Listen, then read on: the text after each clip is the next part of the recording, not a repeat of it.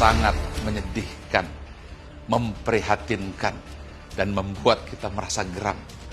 Bagaimana mungkin seorang anak yang usianya 19 tahun bisa tersenyum di depan kamera setelah membunuh ibunya sendiri dengan tusukan pisau di wajah dan leher ibunda yang melahirkannya.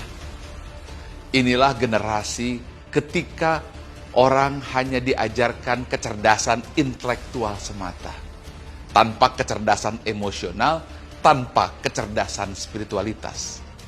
Kecerdasan emosional adalah kemampuan untuk merasa, what do I feel? Orang menyebutnya EQ atau emotional quotient. Dan itu tidak pernah diajarkan di bangku sekolah, apakah SD, SMP, SMA, atau bahkan sampai universitas. Apalagi kecerdasan spiritualitas. Kecerdasan spiritualitas atau SQ atau spiritual quotient atau spiritual intelligence, itulah kemampuan untuk mendengar hati nurani dan faham siapa jati diri dan suara hati fitrah yang terdalam atau who am I.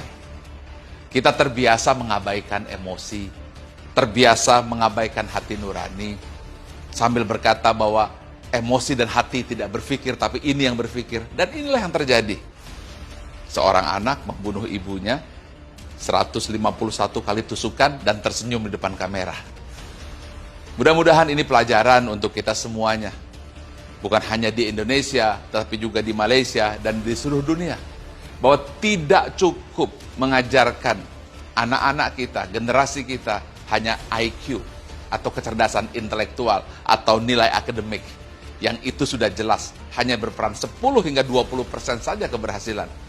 Tanpa adanya kecerdasan emosional, kemampuan merasa, tanpa adanya kecerdasan spiritual, kemampuan untuk mendengar nurani yang terdalam.